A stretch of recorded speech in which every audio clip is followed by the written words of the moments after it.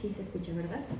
Bueno, buenos días. Les damos la bienvenida a la primera mesa de esta segunda parte del festejo de la obra de Aureliano. Hace una semana nos reuníamos en Guanajuato y quisiera contarles lo que sucedió un poco, y fue que se comprobó que más bien anti-homenaje es un festejo de todas las preguntas que Aureliano nos ha ido dejando a lo largo de su obra, a lo largo de sus clases. Es un diálogo abierto, crítico y, como bien dijo Carlos, colaborativo, porque no hay otra forma, yo creo, de hacer filosofía. Entonces vamos a dar inicio con esta primera mesa que se llama Marxismo y Pensamiento Crítico, y le voy a dar la palabra al ponente que nos acompaña hoy, Omar Anguiano Lagos, y él nos compartirá una ponencia titulada Aureliano Ortega y la crítica de la subcodificación capitalista del código significativo. Muchas gracias, Paloma, buenos días. Pues voy a leer un poco, con el gusto de estar aquí con ustedes y de participar en esta lectura, comentarios y debates sobre la obra de Aureliano Ortega. Elegí el tema de la codificación y la circulación social del sentido de los objetos y los fenómenos. Más o menos va a tratar de lo que se trata la ponencia, es de qué es esto o cómo se puede pensar lo que Aureliano ha llamado subcodificación capitalista del código significativo. O sea, si nuestra producción, circulación y consumo de significaciones siempre está ya sesgada o conformada por las relaciones de reproducción material capitalista o no, y al respecto cómo lo podemos pensar, ¿no? Son solo algunas ideas, y pues obviamente siempre hay más preguntas que respuestas, entonces pues totalmente lo expongo abierto para los debates, como dice la convocatoria. Entonces voy a leer un poco. Dice, este es un campo de estudio que Aureliano Ortega ha revisado con detalle en sus estudios sobre la obra de Bolívar Echeverría, especialmente en su texto Echeverría en 4 tiempos, y en la sección sobre el filósofo ecuatoriano mexicano, incluida en el libro Ensayo sobre marxismo crítico en México, Revuelta Sánchez Vázquez Echeverría, de 2019, así como en su ensayo La teoría crítica hoy, que se editó en el libro Teoría crítica, Imposible resignarse, Pesadillas de represión y aventuras de emancipación, en 2016, coordinado por Stefan Gardner. Algunas de las preguntas que se ha planteado Aureliano respecto a este tema podrían referirse así: ¿es posible dejar de producir y consumir nuestras codificaciones de sentido desde la lógica de la valorización del valor? ¿Cómo se desarticula la significatividad del saber en sentido capitalista? O en otros términos, ¿cómo se articula un discurso crítico que logre desmontar o dislocar la lógica de la reproducción material social en la que el valor económico de intercambio domina a la lógica del valor de uso? Para ensayar una respuesta o algunas respuestas mínimas a estas preguntas, recordemos lo que Aureliano llama perplejidad de la argumentación teórico-discursiva en su artículo La teoría crítica hoy, en el cual indicó, cito, ¿no? Aureliano dice: actualmente cualquier empresa intelectual que a partir de lo ya dado o lo ya hecho pretenda decir qué está pasando, está condenada de antemano al lugar común, a la trivialidad y a fin de cuentas al fracaso. Dado el dominio hegemónico que en el sentido de su apología y reproducción ampliada ejerce el capital sobre las posibilidades de significación o de construcción de mensajes, inclusive cuando se trata de mensajes críticos u opositores, tal como lo señaló Marx hace casi 160 años en la ideología alemana. Bajo el dominio hegemónico del capital, todo habla a favor de ese dominio y de su reproducción ampliada. Aureliano cita a Marx, quien dice: al burgués le es tanto más fácil demostrar con su lenguaje la identidad de las relaciones mercantiles y de las relaciones individuales e incluso de las generales humanas, por cuanto este mismo lenguaje es un producto de la burguesía, razón por la cual, lo mismo en el lenguaje que en la realidad, las relaciones del traficante sirven de base a todas las demás. Y continúa Aureliano: es decir, bajo el dominio capitalista, las relaciones de intercambio valorizador han sido convertidas en el modelo y la base de todas las demás. lo que incluye de manera eminente al lenguaje en cuanto tanto en los términos consuetudinarios del lenguaje de la vida real, como en la esfera específica de los lenguajes especializados, llámese científicos, filosóficos, culturales, ideológicos o mediáticos, ha adoptado la forma y el sentido del intercambio mercantil como efecto de una subcodificación capitalista del código significativo, lo que a su vez ha sido posible porque en el capitalismo la autorreproducción del sujeto social solo se lleva a cabo en la medida que éste se subordina o se subsume al sistema particular de necesidades reproductivas del capital. Hasta ahí es una cita bastante extensa, pero bueno, vale la pena retomarla, ¿no? Entonces, recapitulando un poco, línea por línea, Aureliano nos destaca, le parece relevante recordarnos que, uno, al burgués le es más fácil demostrar con su lenguaje la identidad de las relaciones mercantiles y de las relaciones individuales, e incluso de las generales humanas. Dos, por esta razón, lo mismo en el lenguaje que en la realidad, las relaciones del traficante sirven de base a todas las demás, como dijo. Tres, que bajo el dominio capitalista las relaciones de intercambio valorizador han sido convertidas en el modelo y la base de todas las demás. Seguimos, ¿no? Para tener un poco más de horizonte contextual, recordemos que en sus lecciones sobre la definición de la cultura, Bolívar Echeverría indicaba que todo intercambio semiótico al interior de los grupos humanos es en cierto modo logocentrista. Esto es, ya que la lingüística es el tipo de semiosis que mejor se adecua a la politicidad de los seres humanos, es decir, a su capacidad de dar forma a su propia socialidad, separándose de las determinaciones unívocas del instinto, proyectando así sobre su materialidad animal, de algún modo, su propia identidad transnaturalizada. ¿Por qué todo intercambio semiótico es en cierto sentido logocentrista? Nos comenta Echeverría, lo indicó. Dice que es porque la palabra es un medio de codificación cuya relación entre la baja magnitud de materialidad utilizada y su capacidad de transmisión de sentido es la más óptima, es decir, el estado de alteración acústica de la atmósfera, la palabra, la materialidad modificada es muy baja en relación con la capacidad de transmisión de sentido, por eso el código lingüístico domina todas las codificaciones humanas. Sin embargo, si este logocentrismo es de alguna forma normal dentro de la reproducción material social humana, cuando los intercambios sociales se subordinan, cuando en los intercambios sociales se subordinan los múltiples usos de ese lenguaje al cumplimiento hieratizado de solo uno de ellos, aparece lo que llamamos también logocratismo, un tipo de imperativo que no consiste en una afirmación del logocentrismo, sino que más bien, indicaba Bolívar Echeverría, implica el empobrecimiento y la unilateralidad del mismo. O sea, el logocratismo no es una afirmación del logocentrismo, sino su empobrecimiento. Es posible entonces decir que este logocratismo, el logocratismo, cuando se refuncionaliza en sentido capitalista, es decir, cuando se subordinan todos los demás usos del código lingüístico a enaltecer un solo uso posible o una forma, un campo de uso del código lingüístico como el supremo, ese logocratismo, cuando se refuncionaliza en sentido capitalista, consiste en el enaltecimiento de la razón instrumental, con una orientación epistémica, que denota una reducción referencialista del conjunto de sus funciones comunicativas. Esto lo menciona Bolívar Echeverría en sus lecciones sobre definición de la cultura.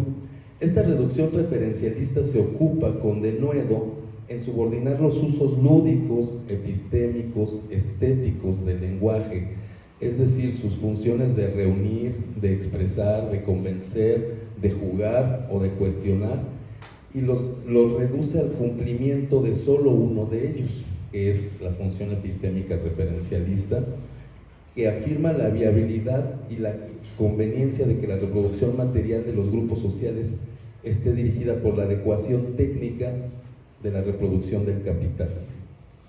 Y además ello se realiza siempre haciendo énfasis en el proceso de exploración apropiativa del contexto. Más o menos hasta ahí la referencia a Echeverría. Entonces, en el mismo artículo Teoría Crítica Hoy, continúa Aureliano.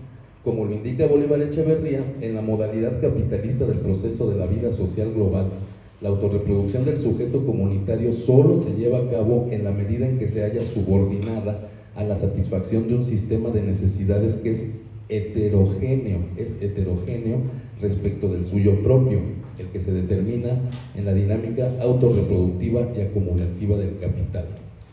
¿Cómo es eso posible? Es algo cuya explicación abarcaría decenas de páginas, dice Aureliano. Sin embargo, aquella explicación tiene como referente esencial el hecho de que la capitalista es una sociedad dividida en clases, en la que una de ellas, el capitalista, se apropia de manera privada del fruto del trabajo social de la otra, las trabajadoras y los trabajadores, y que por ello mismo, a través del conjunto de instituciones públicas o privadas que pone a su servicio, es capaz de imponer despóticamente su dominio sobre el conjunto de la comunidad social.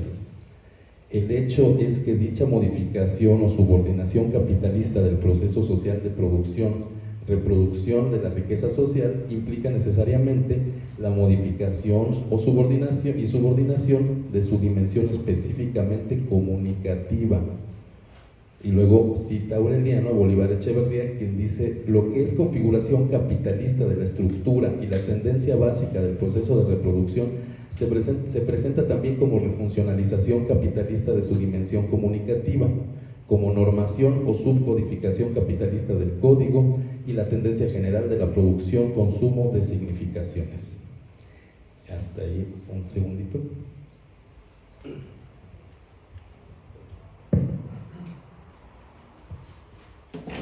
Y entonces, ya que hemos más o menos caracterizado, dado el contexto de lo que se podría pensar como subcodificación capitalista del código significativo, vale la pena todavía tratar de explorar más esta inflexión crítica. Y dice, por ejemplo, recorrer esta inflexión crítica que les voy a presentar, que nos permite una caracterización más concreta de la problemática que está exponiendo Aureliano en su artículo La Teoría Crítica Hoy. Esto es sobre la manera en que se fetichiza el proceso comunicativo, haciendo que el sentido mercantil domine casi toda la totalidad de circulación de significaciones al interior del sujeto social. Yo consideré en esta lectura que esta inflexión también la podemos encontrar en la tesis 10 de las 15 tesis sobre modernidad que también escribió Bolívar Echeverría, que se llama, se titula La violencia moderna, la corporeidad como capacidad de trabajo. En esta tesis 10, Echeverría trae a cuenta que la forma de intercambio decisiva para configurar el sistema de reproducción mercantil capitalista es la forma salario, que subcodifica de manera capitalista, y abro cita, la aceptación de grado y no por fuerza de la propia inferioridad social económica, porque dicha inferioridad social económica es el único lugar en el que su igualdad social política está garantizada. Se cierra la cita. Es decir, que la institución de la forma salario es la subcodificación capitalista que intenta convencernos de que hay una armonización, obviamente cuestionable, entre la desigualdad económica sistemática y la igualdad en la política en calidad de ciudadanía. Para no ser ni esclava ni sierva, la persona que ostenta una ciudadanía moderna debe asumir que en un sistema de propietarios privados de mercancías, la igualdad política implica necesariamente la desigualdad económica. A diferencia del contexto de la esclavitud franca patriarcal, como la esclavitud antigua o la del sur confederado norteamericano, que valga la pena decirlo, Marx la estudió a detalle en su contexto histórico y lo mencionaba en El Capital al menos en 13 ocasiones. A diferencia de ese contexto de esclavitud franca patriarcal, la paz de la modernidad capitalista, nos dice Echeverría, no es una administración de la violencia, sino una mixtificación de la misma. Esta mixtificación de la violencia se hace operativa creando un dispositivo no violento de disuasión, el sistema salarial, la forma de salario. Por ello, las trabajadoras o trabajadores como propietarios privados tienen una identidad de dos caras, como ciudadanos en la empresa del Estado Nacional y como burgueses, como socios de una empresa de acumulación de capital, ya sea privada o estatal, a la que pertenecen como los miembros inferiores de la misma. Recordemos que entre los fenómenos diferenciales que permiten distinguir la reproducción material mercantil simple de la reproducción material mercantil capitalista están la subsunción real del trabajo a la lógica del capital, la dispersión y profundización del uso crediticio del dinero y la que estamos indicando en este momento, la transformación de la fuente de todo valor en un valor económico más, o sea, la mercantificación de la fuerza de trabajo. Por eso en la tesis 10 Bolívar Echeverría menciona: el esclavo antiguo podía decir, en verdad soy esclavo, pero estoy o existo como si no lo fuera. La violencia implícita en su situación solo estaba relegada o pospuesta.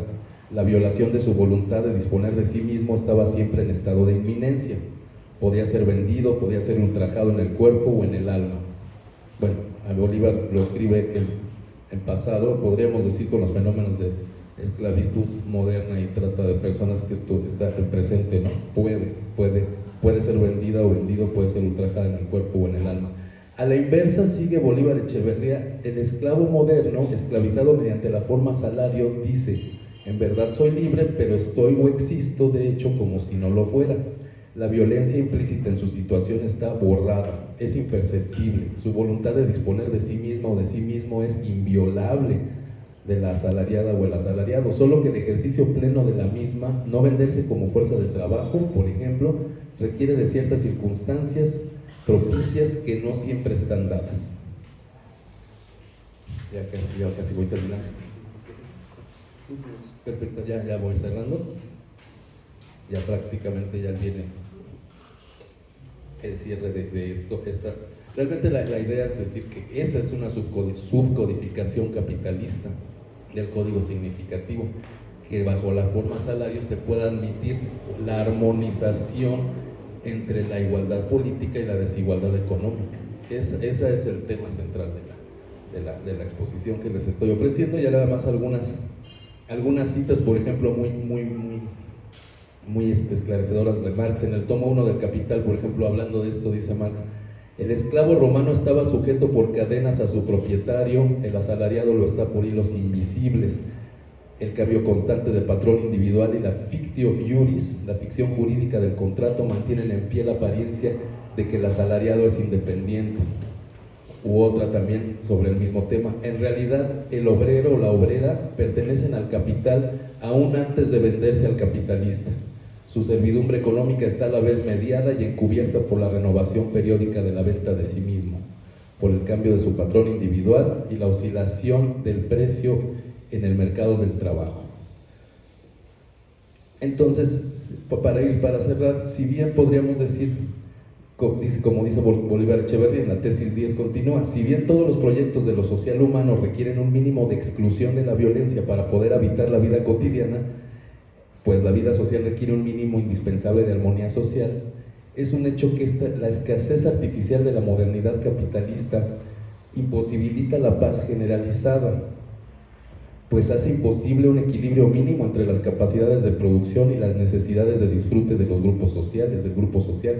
Por ello, la única manera de interiorizar y funcionalizar la escasez artificial de los bienes de consumo la implementa el capitalismo mediante la imposición de una injusticia distributiva sistemática que se expresa en esta subcodificación, que es la forma salario, y que se culturaliza de esa manera como una comprensión, una manera de hacer circular el sentido a partir de la aceptación de la desigualdad económica a cambio de la igualdad política.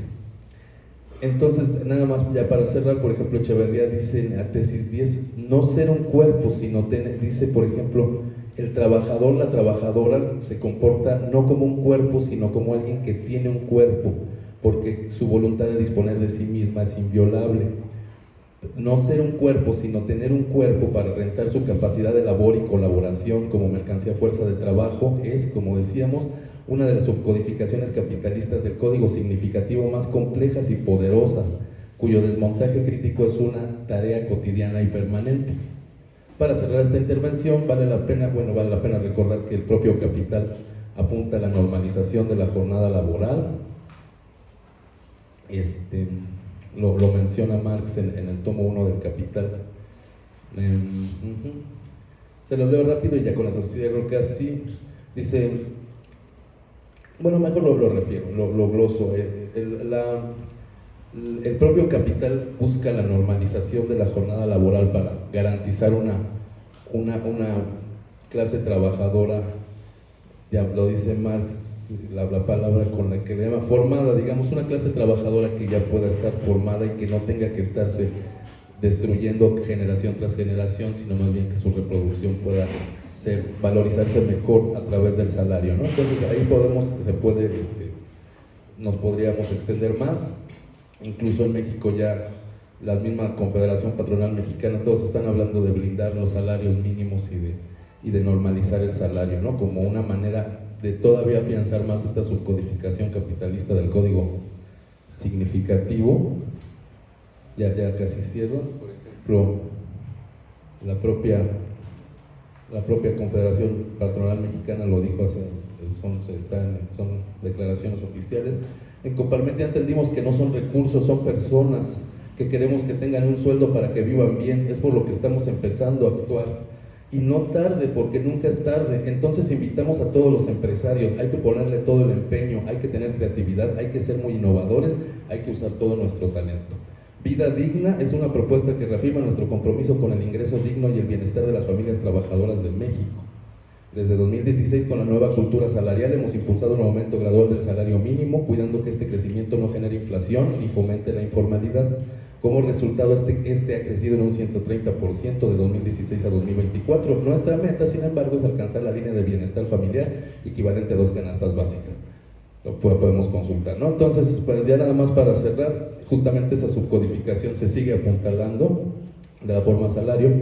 Entonces, yo quisiera decir que con Aureliano, también citando una última cita, si me lo permiten ya para cerrar del mismo artículo, la teoría crítica hoy, estamos en este esfuerzo con Aureliano que menciona que estas subcodificaciones capitalistas deben someterse a un proceso de profunda desfetichización, solamente si su propio saber de las trabajadoras y trabajadores se configura como negación determinada del saber capitalista, es decir, como crítica negativa del saber dominante, lo que le obliga a trabajar justamente ahí en donde aquel fracasa para configurarse como ese saber que no puede ser adquirido de manera capitalista ante la imposibilidad de saltar por encima de las condiciones que le impone el modo de significación dominante, puede y debe constituirse como discurso defectuoso y presentarse a sí mismo como mal uso de las posibilidades de significación del discurso burgués.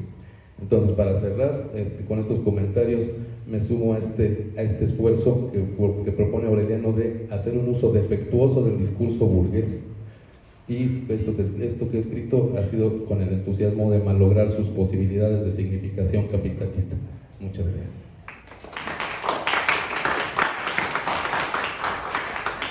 Muchas gracias.